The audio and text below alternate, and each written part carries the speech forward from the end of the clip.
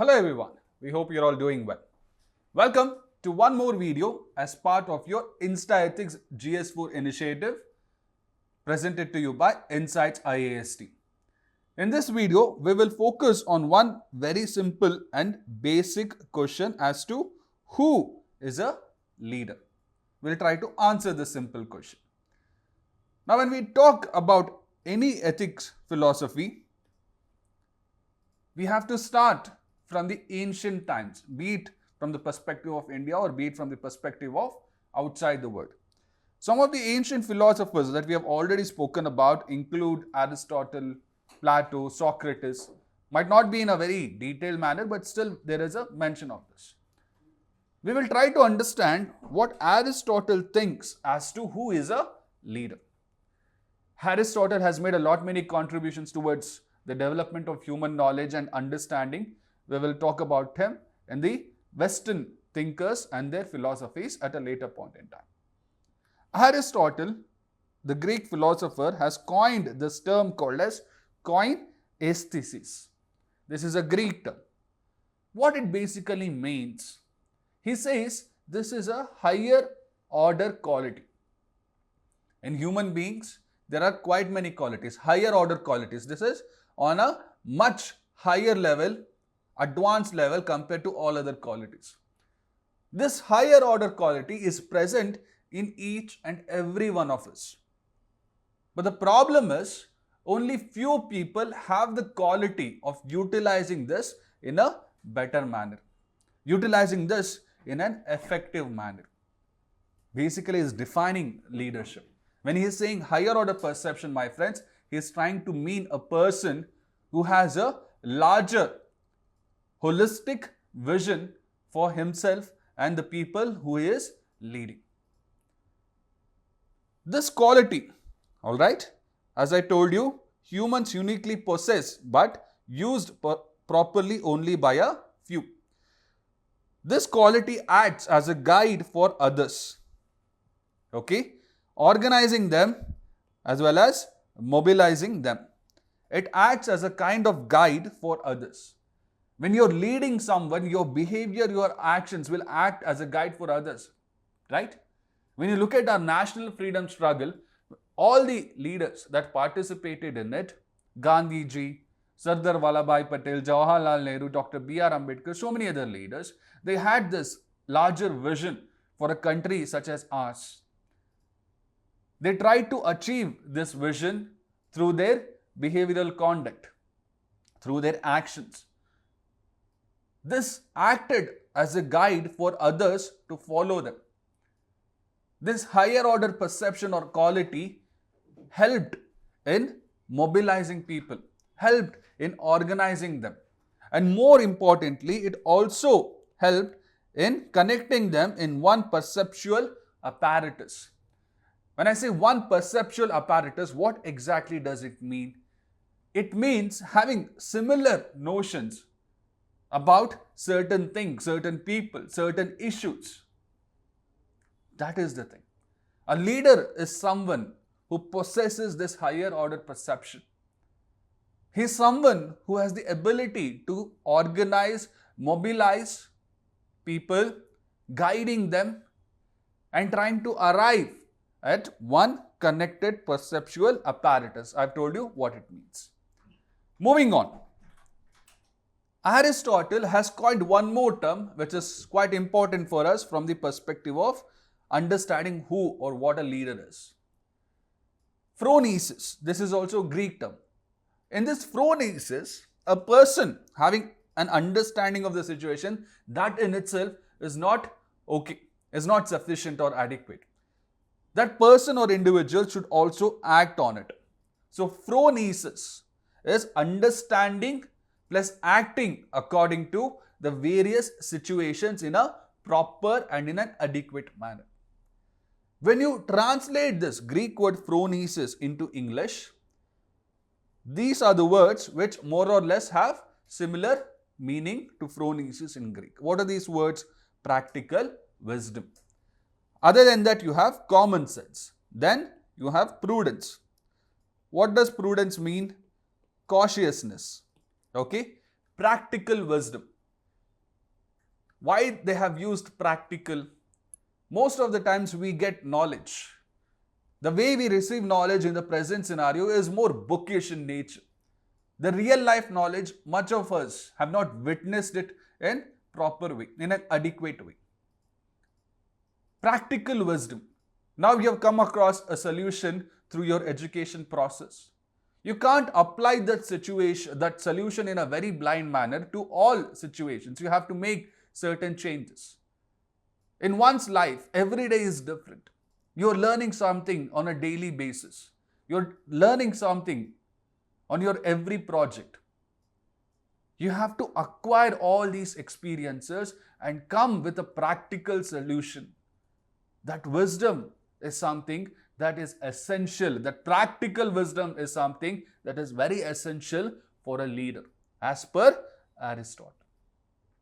Along with that, Phronesis can also mean common sense. All of you have heard of this person called as Muhammad bin Tughlaq. He was a very well-read, a scholastic king. But when it came to implementing his policies, he lacked one big, huge thing, and that was common sense. I had a teacher, and when I was growing up, when she was teaching me, she had this very famous opinion on Indian laws as such. Okay, what she basically said was, Indians are very smart, intelligent in coming up with very beautiful, complicated laws. But the problem is, we don't have the common sense in implementing it in a proper manner. A leader having grand ideas, grand vision, that's very good. But if he or she lacks the practical wisdom or the common sense in implementing them in a proper manner, that leadership will be as futile as the one of Muhammad bin Tughlaq. Right? Along with that, it can also mean prudence. Phronesis can also mean prudence, that is cautiousness.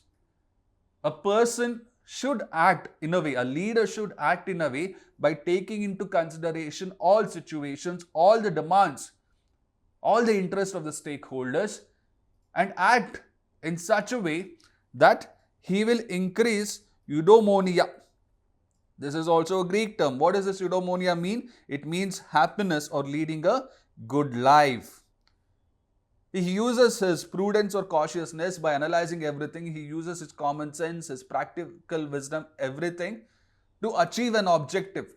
That objective is eudaimonia, creating happiness or leading a good life, not just for himself, but for all these people who he has mobilized and organized them over a common or a set of objectives. This is what Aristotle thinks, right? Practical wisdom. How do you achieve this practical wisdom? Is there any formula as such? Absolutely no. But as and when you practice deliberating on issues on a consistent dynamic basis, as and when you reason with all the multiple diverse opinions that you have in and around you on that particular issue, along with that, when you practice it, that is when you develop a practical sense of wisdom. Doing an action without deliberating on the possible courses of action, doing an action without reasoning with diverse opinions that is there, that is completely futile. Practical wisdom is when you have that powers of deliberation, reasoning and action working together in a synergized manner. Please remember this. So now we have understood what the Greek philosopher thought leadership to be, or who should be a leader. A leader is someone who has this grand vision, who has the capability to organize, right? Who has the capability to motivate, lead by actions as well, who has practical wisdom, common sense and prudence in acting in a way that meets the demands of the situation. This is what Greek philosopher thinks. A very beautiful, exposition of what he thinks leadership is. Now when we come to the case of India, in the ancient times, we had this one very important philosopher, administrator called as Chanakya. Chanakya has written a very famous book called as Arthashastra, where he talks about policies that needs to be applied in a state, how a king should behave. King is nothing but a leader who is responsible for the overall welfare or happiness or for the good life of people. Eudaimonia. Right? So what are the attributes a king should have as a leader? Chanakya mentions it. What does he say in his Arthashastra? A king should communicate effectively. And when he is communicating effectively, it is not something where he is just talking. He should also be an active listener. And his communication and listening should not be just limited to people in the court. He should communicate with people all around him in his empire. He should develop such effective communication. The language that you speak should be the language of the masses. Should be a language that people will easily understand. Right? Moving on, decision making. Taking decisions for a leader, for a king is not always easy, because over here the decision will not be between choosing good or bad. If it was that, people would choose good. Nothing wrong in that. But the problem is the options a king or a leader would have in most of the scenarios, or you will have as an administrator, is you have to pick options in which someone or the other will be harmed. How will you do that? Some people are fearful in nature. They believe that if they take this decision, someone might file an RTI application and they might be punished. Someone don't want to take the responsibility. They just prolong taking the decision, leaving it for others who will come after him to take the decision. During this delay, many people who rely on that decision that you take will be affected. You should never have such delay in taking decisions. You need to take decisions, hard decisions, bold decisions, and you need courage for that. A king or a leader is someone who focuses not just creating happiness for himself, but for the people whom he is leading. And this happiness, alright, it should be an overall happiness. It should not be just providing more monetary incentives, but making that person work in a way that will add more pressure on him. And happiness to be part of something big, to be part of his vision. When a leader gives a platform for the people who are working with him, remember, I'm not saying working for him, but with him. When he gives a platform for them to share their visions, to contribute their visions in policy making, people will be more motivated, will be more happy to work towards the goals of the organizations. Chanakya wants that in a king. Chanakya wants that basically in a leader. Accountability. When you are in power, you tend to hold others to accountability. But that is not going to work out. A king or a leader is someone who not just holds others to accountability, but he himself is accountable to others. When he does this, when he holds himself accountable to others, the power that he holds will not corrupt him. If he does not do so, there is a phrase, there is a saying, power corrupts and absolute power corrupts absolutely. That kind of a situation will happen. A leader should always hold himself accountable to his people. The other thing, maintaining secrecy. Chanakya gives emphasis on this as well.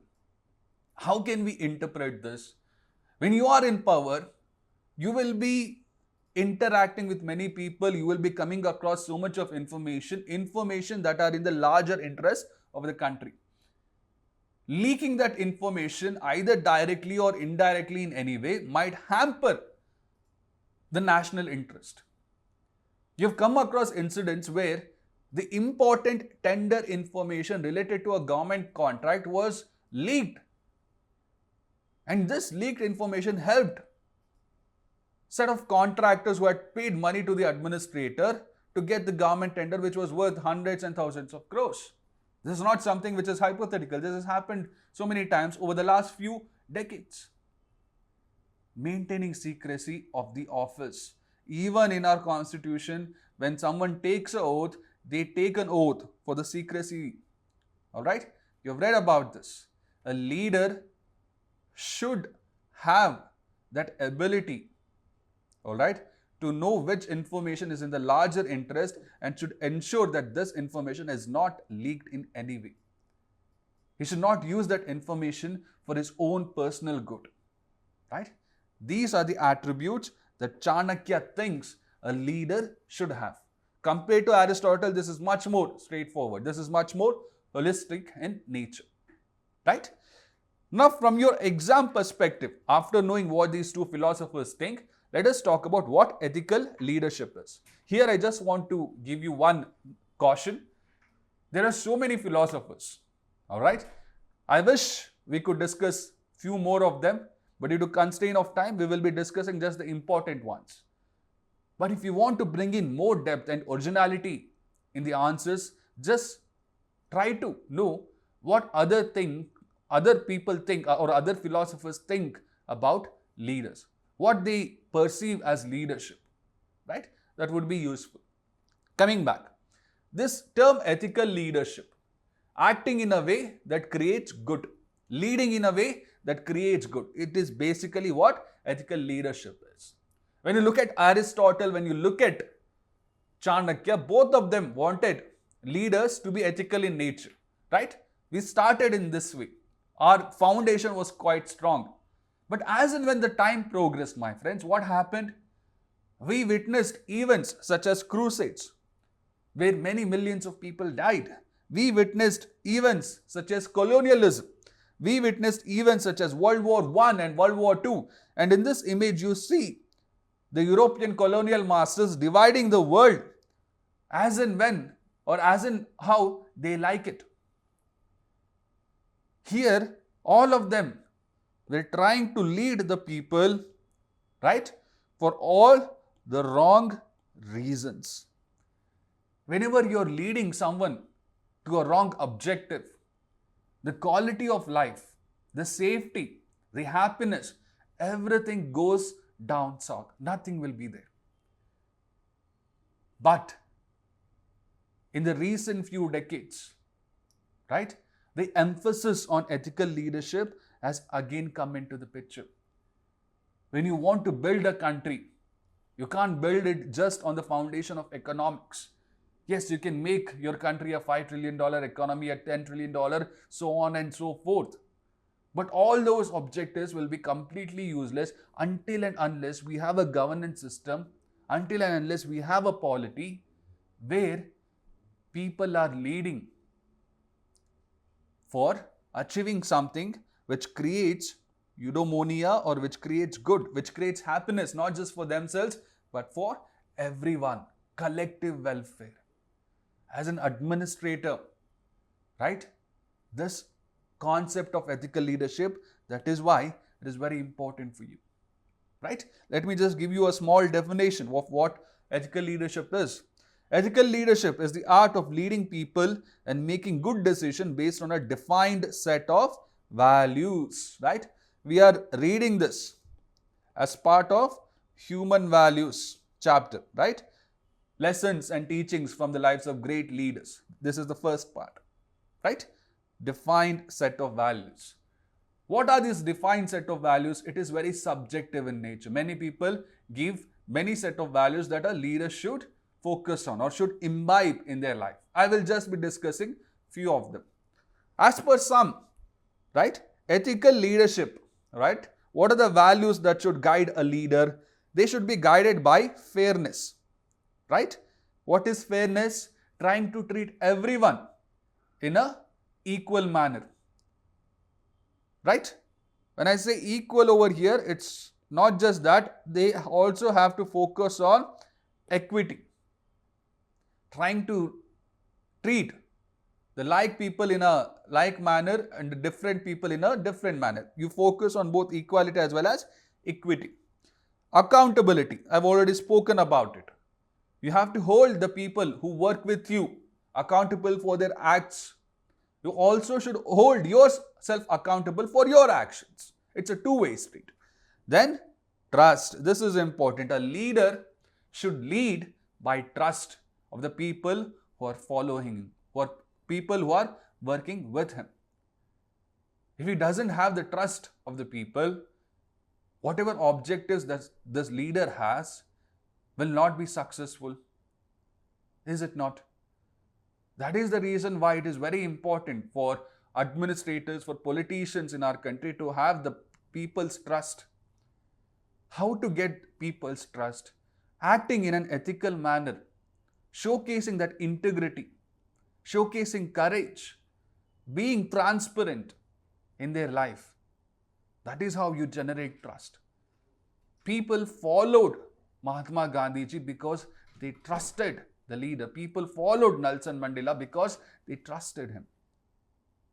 This is a very important aspect that you need to remember when you're leading someone, when you become an administrator.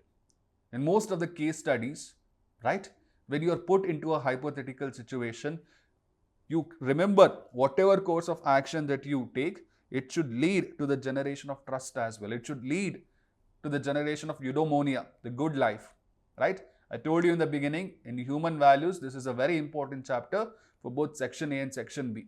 Whatever you are learning, you should, in the back of your mind, try to apply them to this exam pattern. Don't ever forget that. The other thing is, a leader should be honest. If he is dishonest, no one will follow him.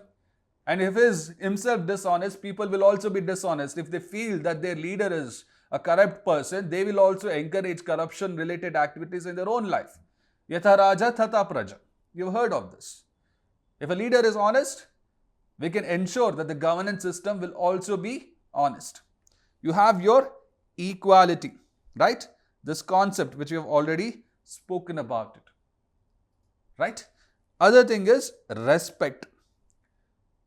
Just because someone has power, just because someone is mobilizing, organizing or leading a people, a person should not let that power go into their mind.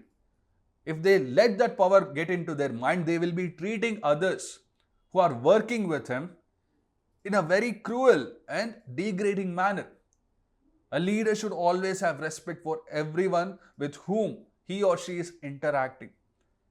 When you respect someone, irrespective of their status in the society, when you give them that love, care and compassion without any terms and conditions, they are more, all right, they are more probable in terms of bringing their best in achieving the goals of the organization, right? Respect. Moving on, whatever values that I have spoken about till now, there were just few. Apart from that, what are the other values that many philosophers want a leader should have, a leader should showcase? He is someone who has a vision, a larger vision, a vision that creates good. A leader is someone who is committed. His mind, body and soul is committed towards the goals. He just does not talk, but he walks the talk. That is the kind of commitment we want.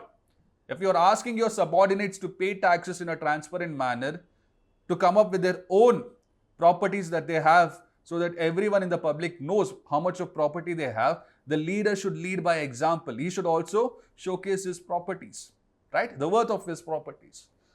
Honesty. We have already spoken about it. Confidence.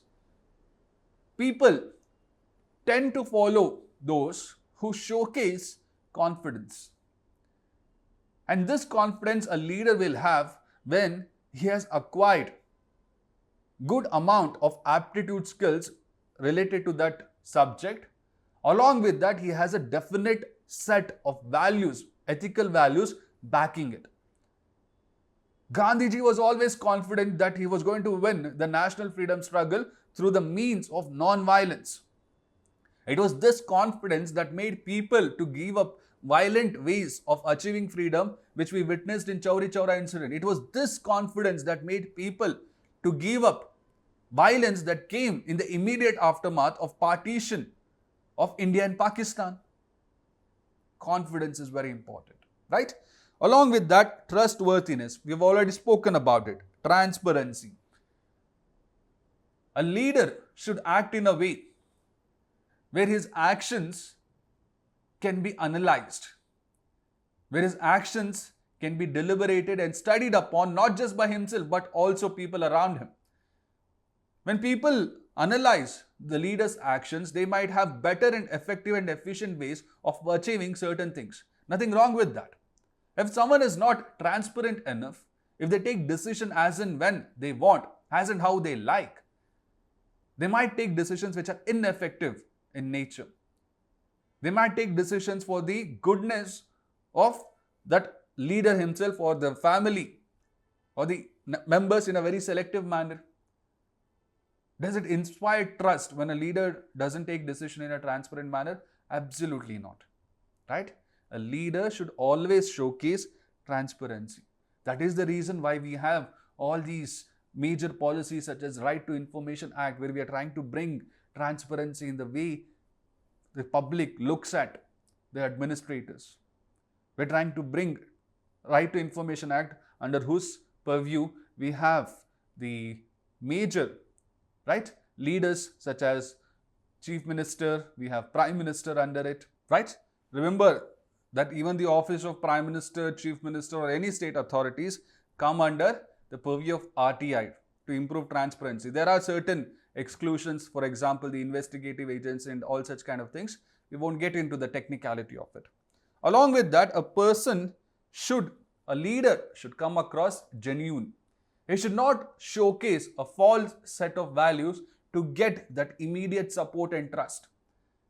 If he is non-genuine in such a manner, it won't be sustainable for a very long period of time. People will know that he or she is acting and will eventually give up on such a leader. It is not just a bad thing for him, but for the institution which he is representing as well. A leader should always be genuine in the way he talks with people, in the way he or she acts as well. Along with that, a leader should have compassion, sympathy, and empathy. Because when you live in a country such as ours, not everyone is born alike.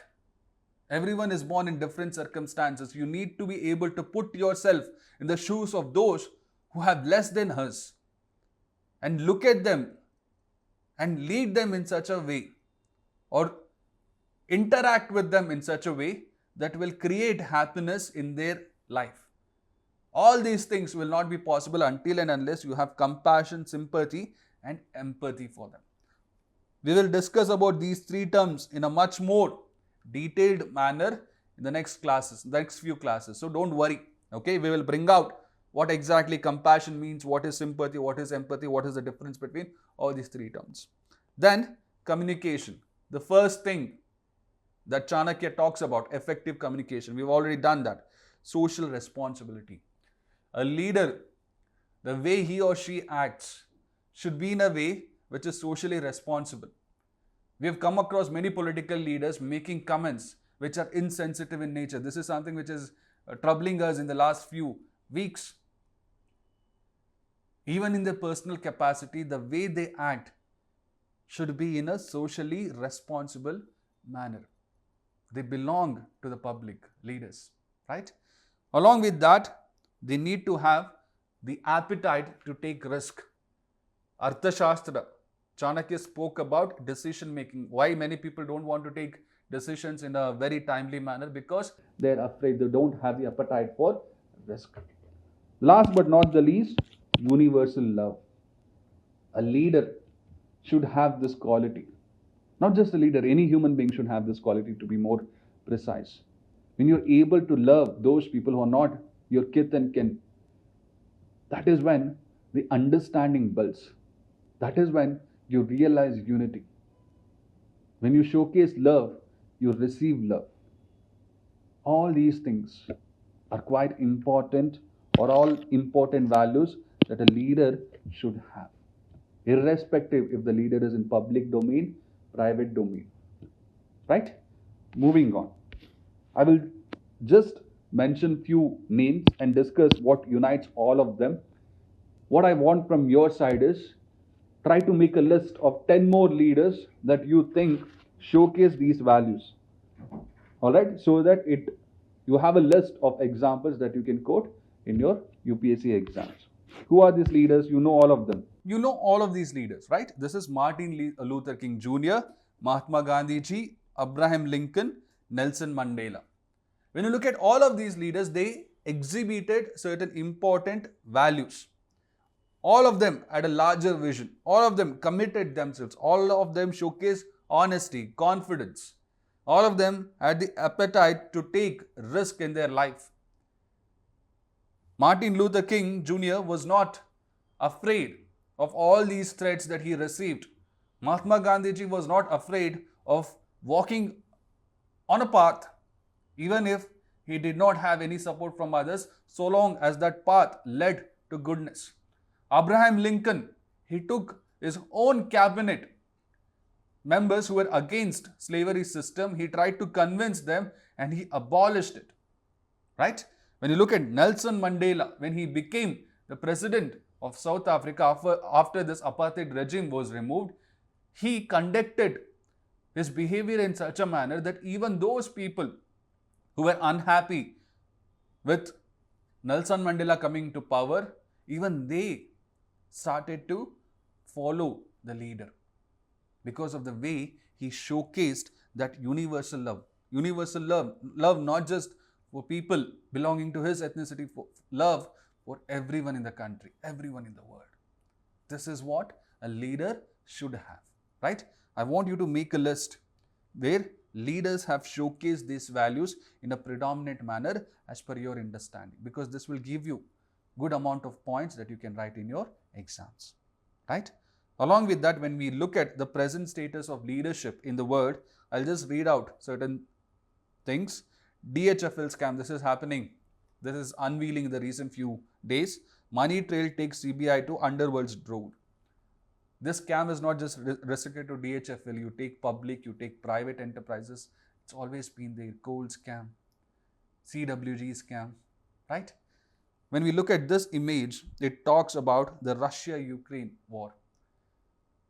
At the core of Russia-Ukraine issue, there might be multiple reasons, but it is also the lack of ethical leadership being showcased, be it on the part of the two countries, be it on the part of all other countries in dealing with this situation. Not just this. This was a very unfortunate incident.